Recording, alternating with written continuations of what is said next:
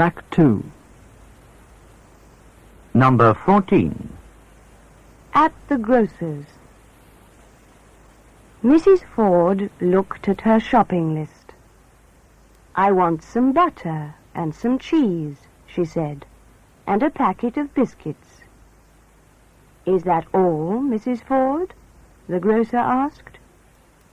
Mrs. Ford looked at her list again. "No, I want some sugar, some flour, and a packet of tea." "Sugar, flour, and tea," the grocer said, and put them on the counter. "And a tin of tomato soup," Mrs. Ford said. "We haven't any tomato soup," the grocer said. "What are those tins on that shelf?" Mrs. Ford asked. "These, Mrs. Ford?" the grocer asked. "They're tins of tomatoes. Do you want a tin?" "No, thank you." "Is that all, Mrs. Ford?" "Yes, thank you." "Please send them to my house." "Oh, and I want a dozen eggs, too, but don't send them. I'll carry them." "We can send the eggs, too," the grocer said. "No, thank you," Mrs. Ford said. "Your new delivery boy is very careless. Last week he dropped the eggs on my doorstep." Exercise E. Answer these questions. 1. Where is Mrs. Ford? 2. Has she a shopping list? 3. Did Mrs. Ford buy some biscuits or some bread? 4. Has the grocer any tomato soup? 5. Didn't Mrs. Ford want some tomato soup? 6. Aren't there any tins on the shelf? 7. What do these tins contain? 8. Does Mrs. Ford want a tin of tomatoes? 9. Who will send the things to her house? 10. Does Mrs. Ford want 10 eggs or a dozen? 11. Will the grocer send the eggs too? 12. Won't Mrs. Ford carry the eggs? 13. Can't the grocer send the eggs? 14. Is the new delivery boy careless? 15. What did he do last week? Number 15. Late for work. I got home at 6 o'clock in the evening. My wife opened the front door for me. "Good evening, Ted," she said. "Good evening, my dear," I answered. "Are you tired?" she asked. "No," I answered. "I'm not tired, but I'm very hungry." "Dinner will be ready in half an hour," she said. I took off my coat and sat down. My wife sat beside me. "Did you catch your train this morning?" she asked. "No," I answered. "I missed it. I ran all the way to the station and got there at 4 minutes past 9. "Which train did you catch?" the 9:15. What time did you get to the office? She asked.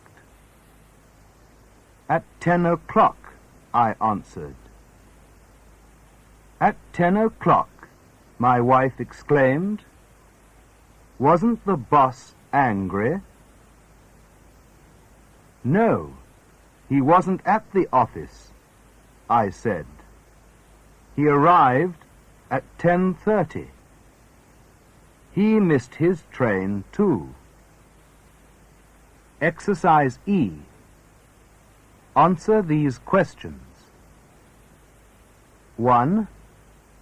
Did you get home at 6 o'clock in the evening or at 6 o'clock in the morning? 2. Was your wife at home? 3. Who opened the front door for you? 4. Aren't you tired? 5. Won't dinner be ready soon? 6. Who sat beside you? 7. Didn't you miss your train this morning? 8. Did you run to the station or did you walk? 9. Did you get to the station early or late? 10. Which train did you catch? 11.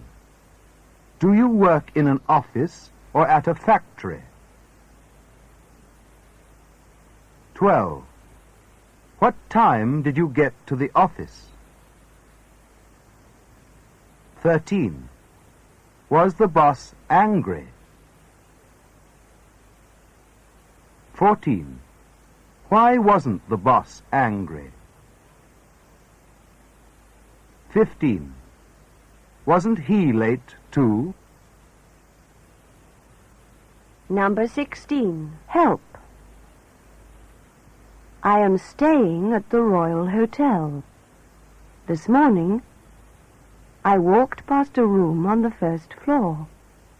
Suddenly, I heard a woman's voice. Help! The woman shouted. Then I heard a man's voice. Don't move, or I'll shoot you, the man shouted angrily. Please don't shoot me, the woman cried. The man laughed. Then I heard a shot. I knocked at the door loudly. Come in, the woman said softly. I rushed into the room. What's the matter? I asked the woman. Can I help you? Who are you? The woman asked angrily. I heard a shot, I said. Are you all right? The woman laughed. Of course I'm all right. She turned to the man. Put your gun in your pocket, she said. What's happening? I asked. We are not quarreling, the man said. We are actors. We are learning our parts. Exercise E. Answer these questions. Where are you staying? 2. Did you hear a woman call for help? 3. Did a man call for help? 4. Were you on the first floor or the third floor? 5. Didn't you hear a shot? 6. What did you do after that? 7.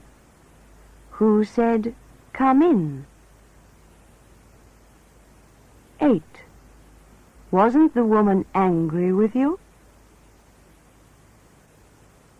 9. Is the woman all right?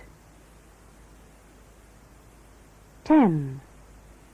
Has the man a gun? 11. Where will he put the gun? 12. Are they quarrelling? 13. Aren't they actors? 14.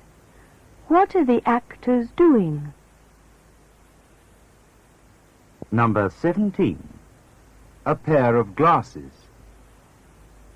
Last week, I had my eyes tested. My wife thinks I need glasses, I explained to the optician. I know I don't need glasses. I can see very well.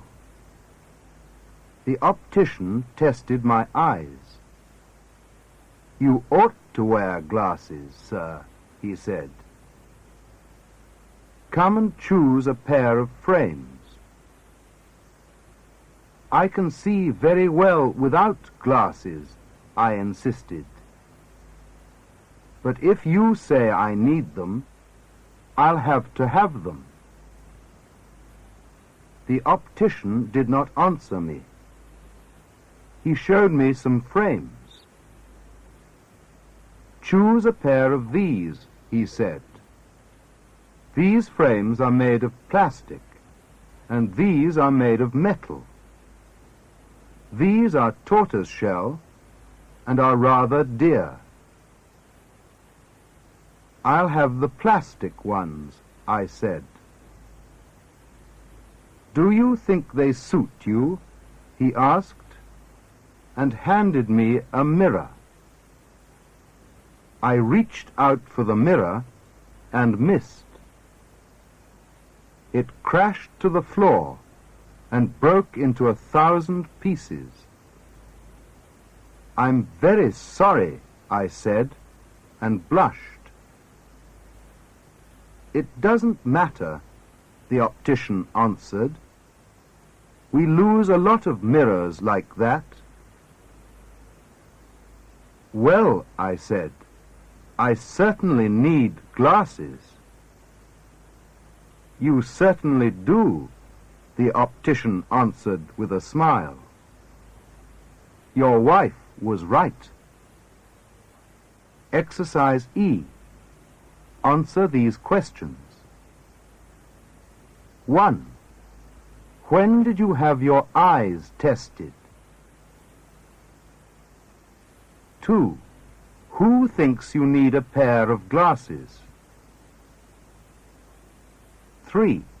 You didn't agree with your wife, did you? 4. You went to an optician, didn't you? 5. Why did you choose plastic frames? 6.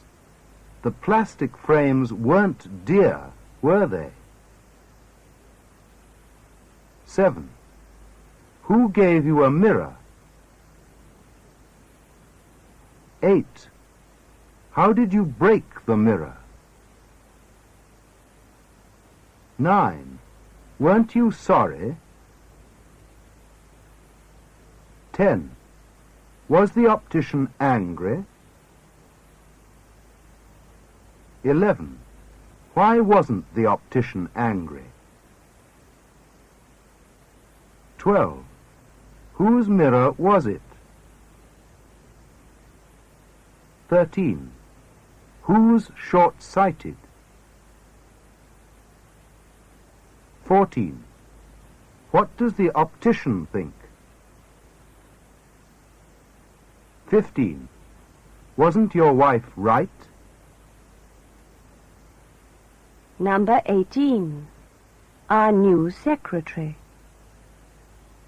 The telephone rang, and our new secretary, Miss Simpson, answered it. May I speak to Mr. Calder, please? A voice said. Who is speaking, please? Miss Simpson asked.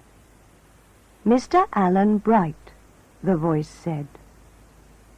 Miss Simpson put her hand over the mouthpiece and spoke to Mr. Calder. It's Mr. Alan Bright, sir, she said. He wants to speak to you. What? Again? Mr. Calder exclaimed. He wants to sell us those new typewriters, doesn't he? Yes, sir, Miss Simpson said. He called yesterday. And he rang up 5 times last week. We don't need new typewriters. I told him that yesterday, Mr. Calder said. What shall I say, sir? Miss Simpson asked. Say that I'm not in my office, Mr. Calder said crossly. Miss Simpson spoke into the receiver. Mr. Bright, she said, I'm afraid you can't speak to Mr. Calder now. Mr. Calder says that he's not in his office. Exercise E. Answer these questions. 1. Did the doorbell ring? 2. Didn't the telephone ring? 3. Miss Simpson is Mr. Calder's new secretary, isn't she? 4. Who answered the telephone? 5. Does Mr. Bright want to speak to Miss Simpson? 6. Mr. Bright wants to sell Mr. Calder some new typewriters, doesn't he? 7. Didn't Mr. Bright call yesterday? 8. How many times did Mr. Bright telephone last week?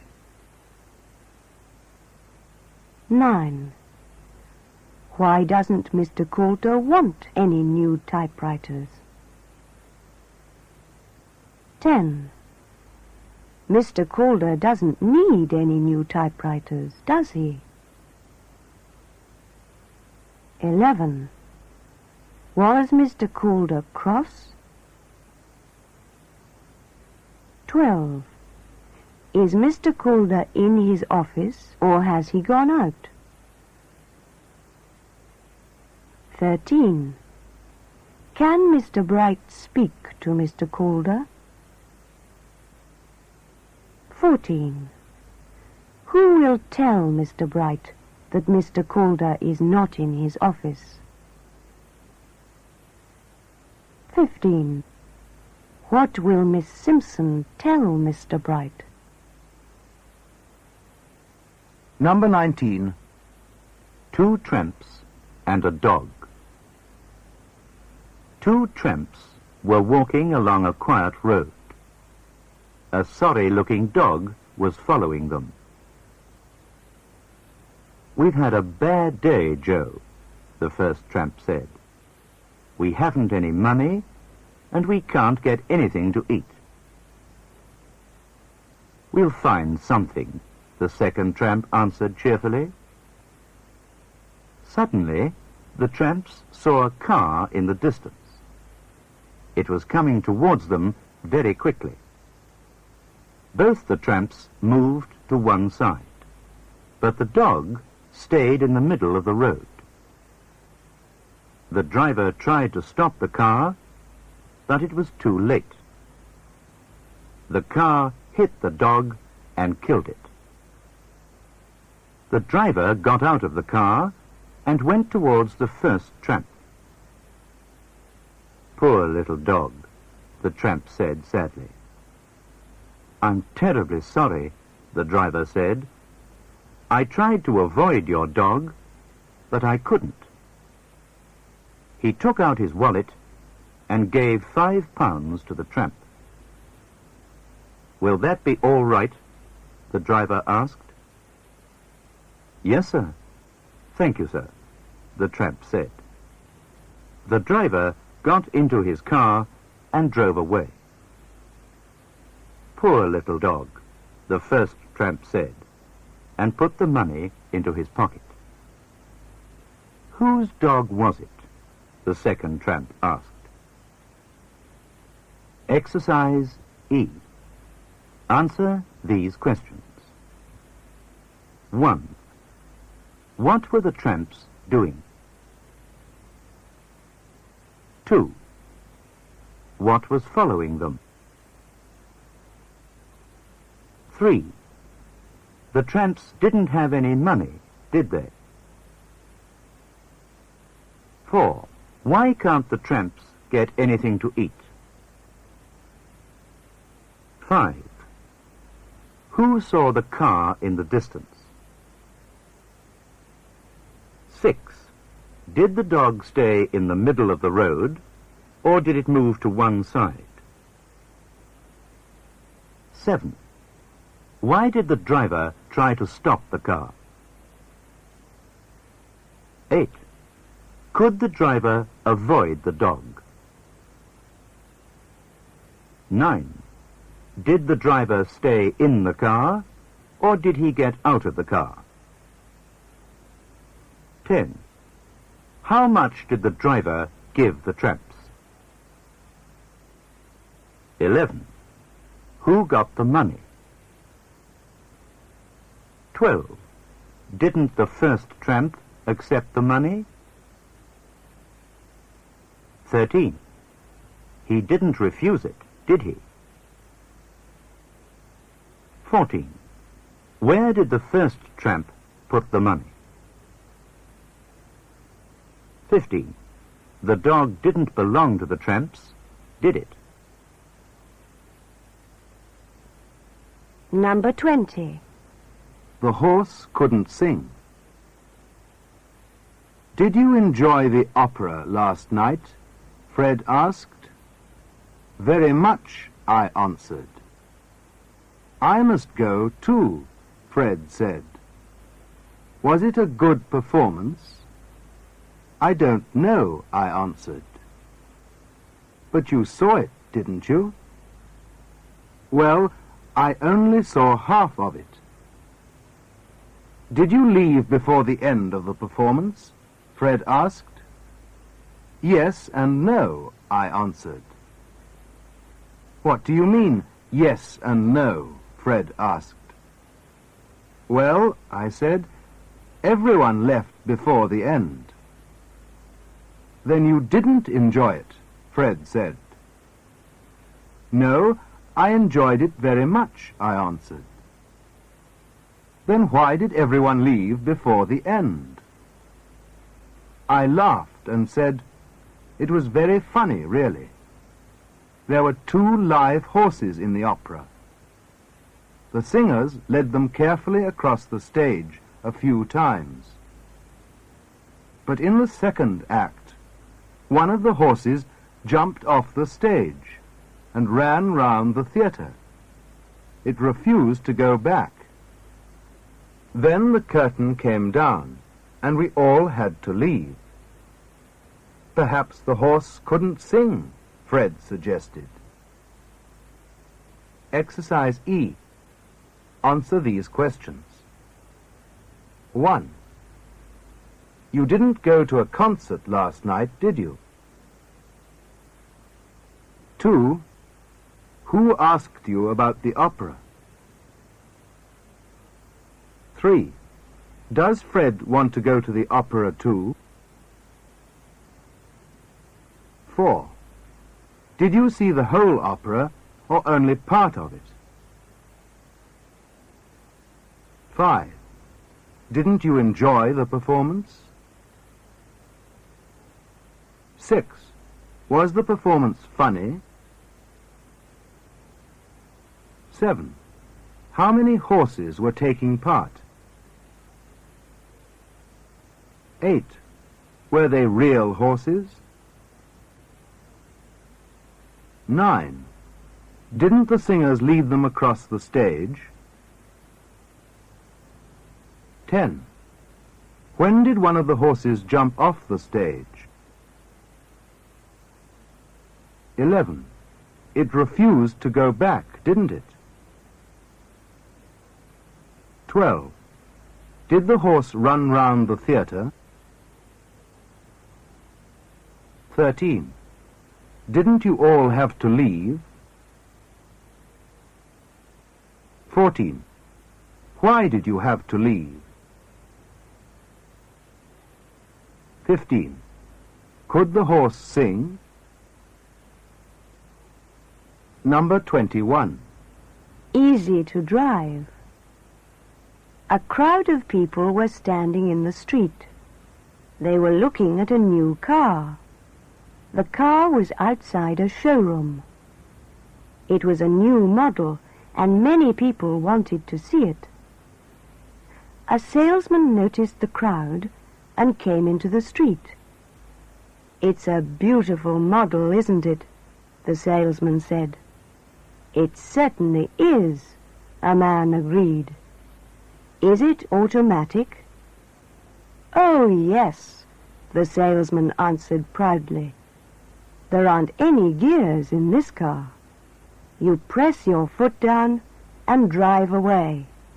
It's very easy to drive. Even a woman can drive it without any difficulty." "I didn't like that remark," a woman said. "I'm sorry, madam," the salesman answered. "I didn't notice you. Anyway, I was only joking." "Give us a demonstration," the woman said. "Drive a few yards." The salesman smiled with pleasure. He got into the car and started the engine. Then he pressed a button, and the car suddenly went backwards. There was a loud crash, and the car went through the window of the showroom. Exercise E. Answer these questions. 1.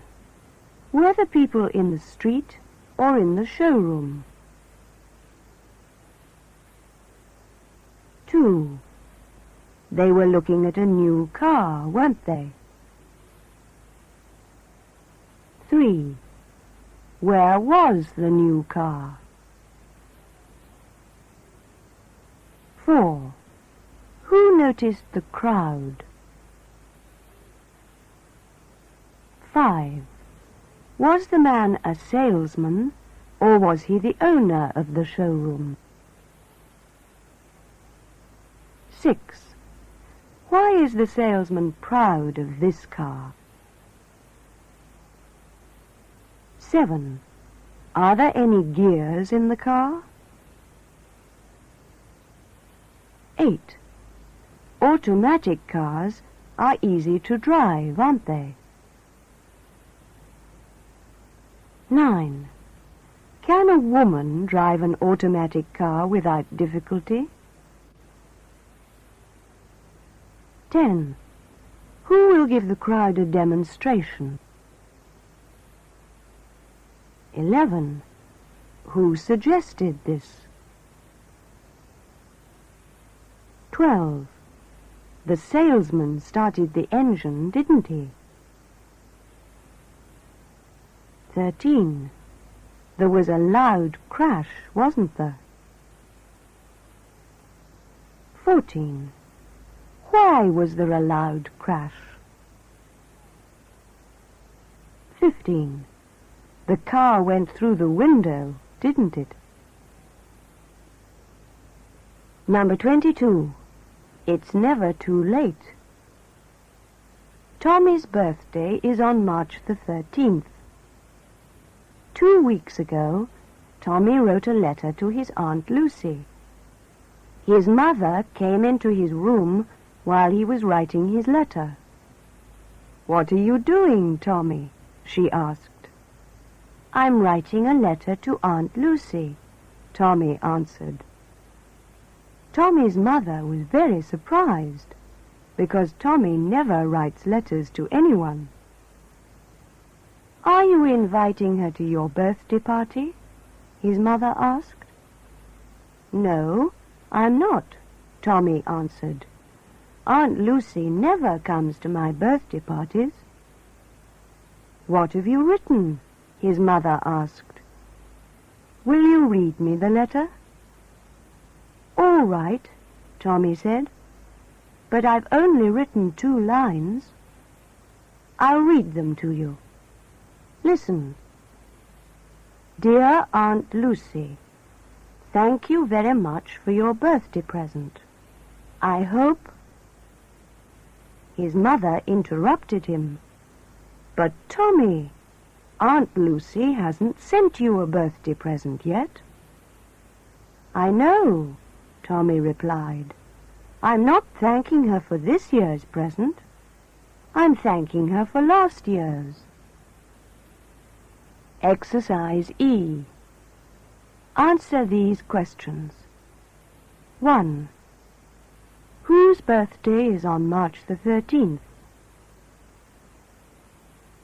2. Tommy wrote a letter to his Aunt Lucy, didn't he? 3. That was 2 weeks ago, wasn't it? 4. Wasn't his mother surprised? 5. Why was she surprised? 6. Didn't Tommy invite his aunt to his birthday party? 7. She never comes to his birthday parties, does she? 8. Has Tommy only written 2 lines? 9. Hasn't he written the whole letter? 10. Tommy will read the letter to his mother, won't he? 11. Why is Tommy thanking his aunt? 12. She hasn't sent him a present this year, has she? 13. When did Tommy's aunt send him a present? 14. She sent him one last year, didn't she? 15. Tommy didn't thank her for her present then, did he? Number 23. The amateur photographer. I went into our local chemist shop and handed a roll of film to Mr. Dodd. "I want to have this film developed and printed, please," I said. "When will it be ready?"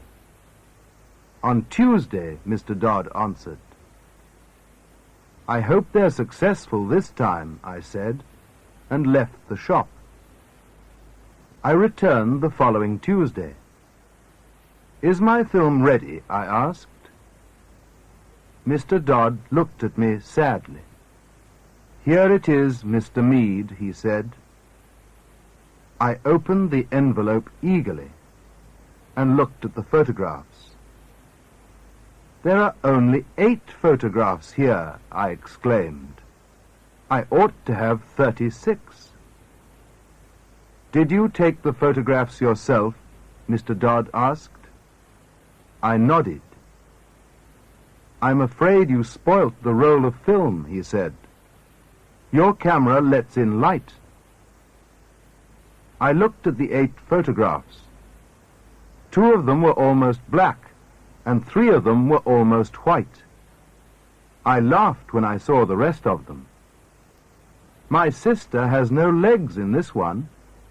And look at this tree. It's growing out of my brother's head." "I'm afraid they're not very successful," Mr. Dodd said. "I'll never be a photographer," I said sadly. Exercise E. Answer these questions. 1. Didn't Mr. Meade go to the chemist's? 2. Why did he go there? 3. When will the film be ready?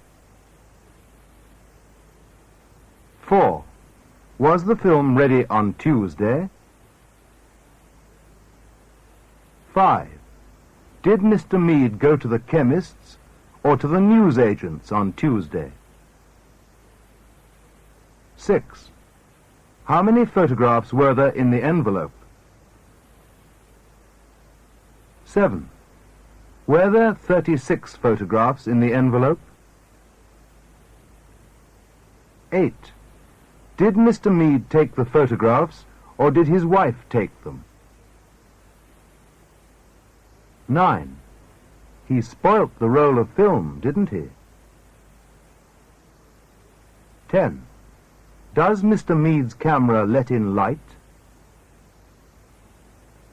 11. It isn't a good camera, is it?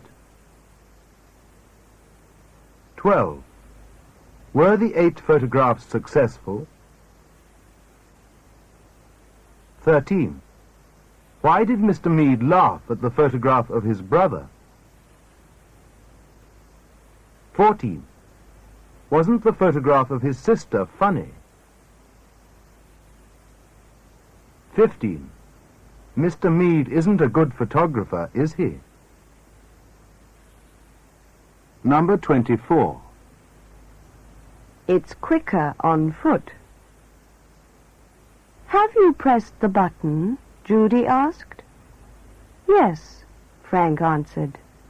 The lift is coming. Look, it's at the 4th floor.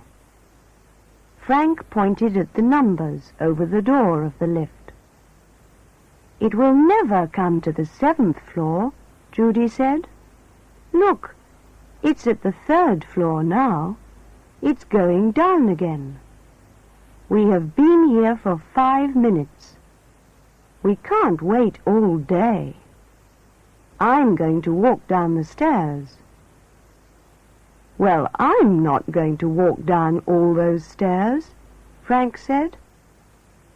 I'll wait for you on the ground floor, Judy said. I'll be there before you, Frank replied. Judy walked down the stairs. She did not hurry. When she reached the ground floor, she looked for Frank. He wasn't there. She looked at the numbers over the door of the lift. The lift was at the 4th floor. The hall porter was looking at the numbers too, and Judy spoke to him. "What has happened to the lift?" she asked. "It has stopped between the 3rd and 4th floors," the porter answered. "That's the 3rd time this morning." Exercise E. Answer these questions. 1. Who pressed the button, Frank or Judy? 2. Were Frank and Judy on the 7th floor or on the 4th floor? 3. How long have they been there? 4. They can't wait all day, can they? 5. Who is going to walk down the stairs? 6. Isn't Frank going to walk down the stairs too? 7. Who will wait for Frank on the ground floor? 8. Will Frank reach the ground floor before Judy? 9. Did Judy look for Frank when she reached the ground floor? 10. Could she find him? 11. Wouldn't she wait for him? 12. Who did Judy see?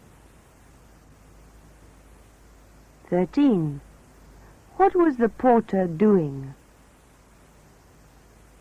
14. What has happened to the lift? 15. How many times has this happened this morning?